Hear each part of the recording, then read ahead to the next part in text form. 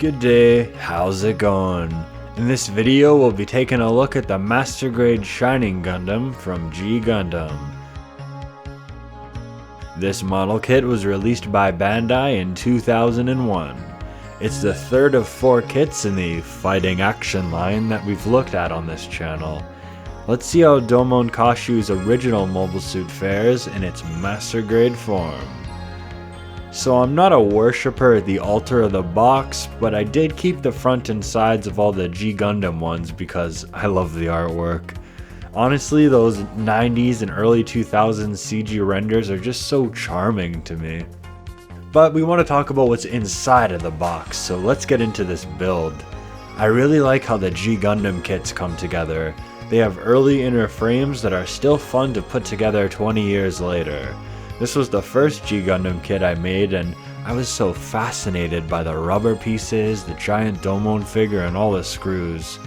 These aspects make it a fresh build if you've only made newer kits, so I think you'll have a lot of fun with this one.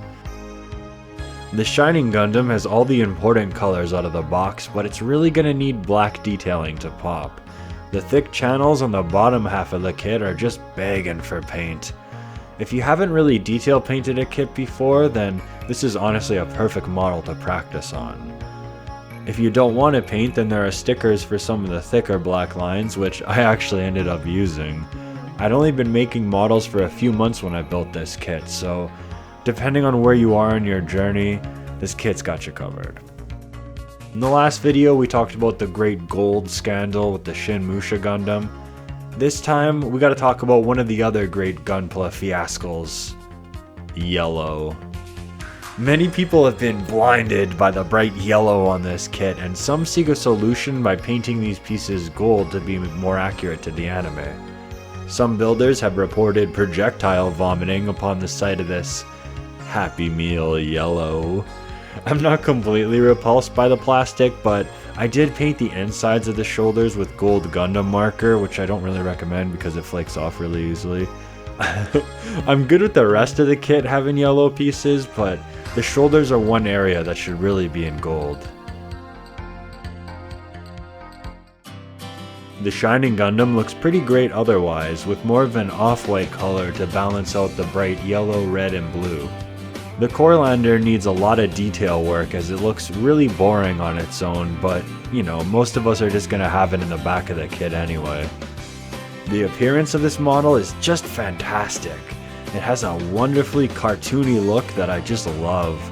This design is awesome with the giant shoulder pads and arm guards, but I'm not too big a fan of how the head looks with that hockey mouth guard on. Thankfully, this kit changes to super mode, so let's just get this piece off. You know, it's super easy when you got like no nails going, it's fantastic. We'll slap on these 2 easy to lose parts and then bring a few things up, extend a few things here and there, and oh whoa, here's the Shining Gundam that we know best. It's not much of a transformation, but it does make the Gundam look a whole lot cooler. I normally keep the shoulder pads down and the leg flaps in because they look kinda odd just hovering there, and the shoulders don't lock in place, so they kinda end up going all over.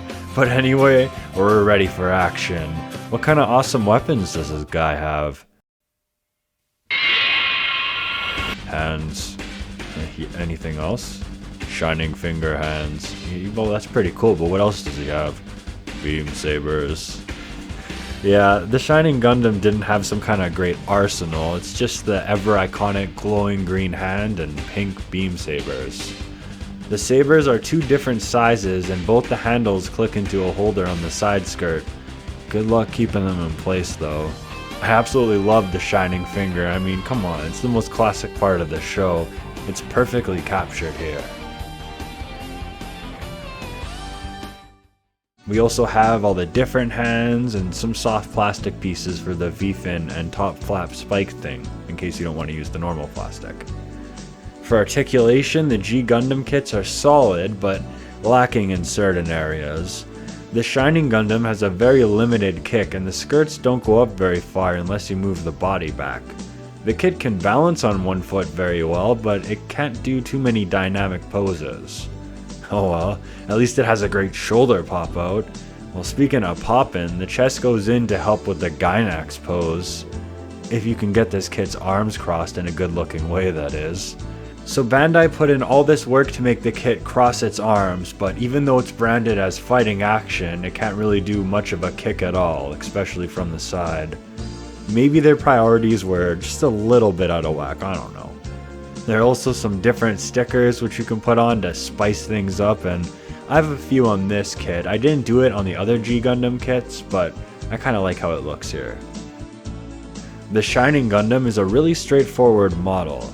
The articulation might be dated, but it still looks awesome and gives you a great representation of this mobile suit.